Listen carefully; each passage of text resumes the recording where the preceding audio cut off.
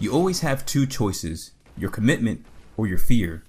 There are many situations where the safest thing you can do is nothing. No risk, no reward. I think we're all familiar with that, but when adversity or instability is thrust upon you, that equation changes and doing nothing can become costly. With how easily you can get blown up in Tekken 8, I found myself taking little risk on defense by stand blocking everything and, by consequence, eating lows and a lot of throws too. Fearful of being wrong, I would hardly make reads, hardly use stances in neutral, hardly make any callouts, which is not the best thing when you're trying to play Yoshimitsu. Read, nigga! Read! I do not go gambling, but it's a necessary part of the game to make reads. For that, you need to know what your opponent can actually do, what they want to do, and when they're gonna do it. Reads are educated guesses based off of these factors, and they change with every single interaction. What is consistent though are the characters you both are using, so it becomes foundational to have that character matchup knowledge to better make those reads. In the last online tournament, I got whooped by Memphis Legends Azuzena, and I realized I really don't have an idea of what I should be scared of from her stances.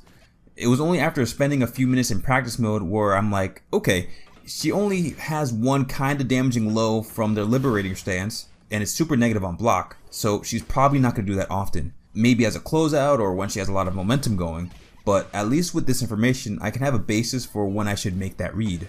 I didn't really test it here, but more often than not you have defensive options that cover multiple options by the opponent, and knowing those options is incredibly useful. That's the character side of things, but there's also the player component as well. It's important to observe your opponent's tendencies so you know what they're more likely to do in any situation. Generally, do they press a lot, or are they a little bit more patient?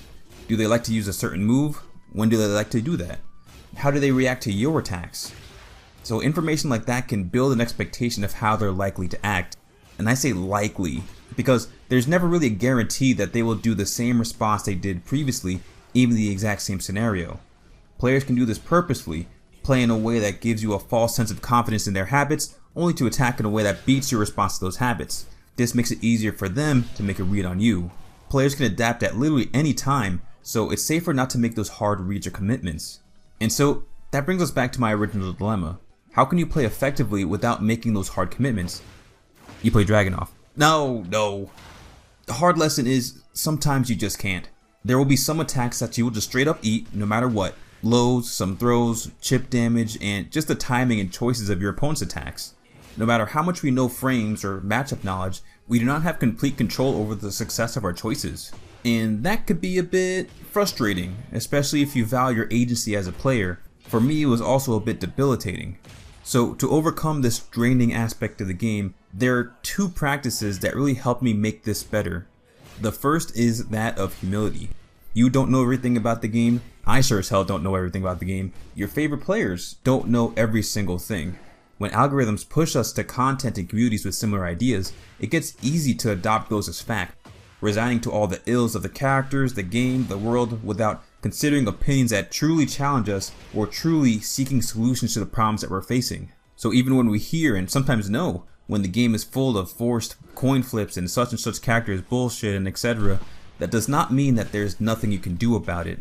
Humility allows us to keep our minds open for other possibilities and gives way for the more important practice, which is accountability.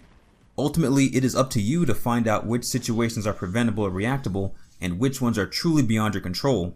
Take Lydia for example, and her oppressive heaven and earth stance. Once she's in the stance, it's a guess between the mids and the unblockable high, but since she can only access the stance from certain moves, it's on us to find out how to counteract those moves or find which ones give enough frame advantage for other options besides standing and ducking, no matter how few those options might be. It was in the rejection of this helplessness that I really just wanted to know my options better, but an unexpected effect about changing my mindset about reads and guesses, I actually found myself being more observant, paying attention to character strengths and setups, and seeing what weaknesses I can exploit. It also became much easier to tell when I was autopiling and not really paying attention because the game feels noticeably different now when I'm locked in. Instead of feeling oppressing waves of mix-up BS, each interaction became a puzzle to solve. I realized only recently just how much discounting my own role in these interactions was holding me back from learning. But as always, there is a limit.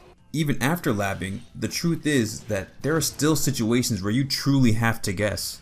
And so there's actually one final piece when it comes to overcoming the fear of making reads, and that is acceptance. Making your call and accepting the consequences. Now, acceptance doesn't mean that you can't find these coin flips unfun or have to accept the balancing of the game that allows these situations. By all means, still advocate for the change that would be best for the game. Just don't forget that humility and accountability part. But I think a healthy amount of stoicism is useful here. There's little value in stressing or beating yourself up over a wrong guess. You woke up crouching and got killed? Why didn't you just stay on the ground, stupid?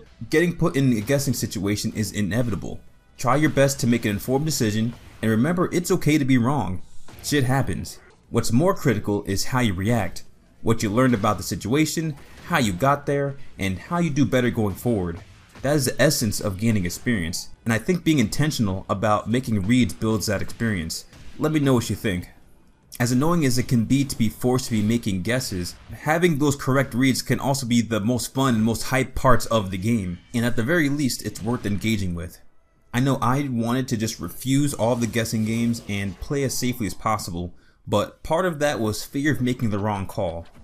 That coin is going to fall anyway, whether I call a side or not, so I'm gonna call it. Thanks for watching as always, let's go and make some damn reads.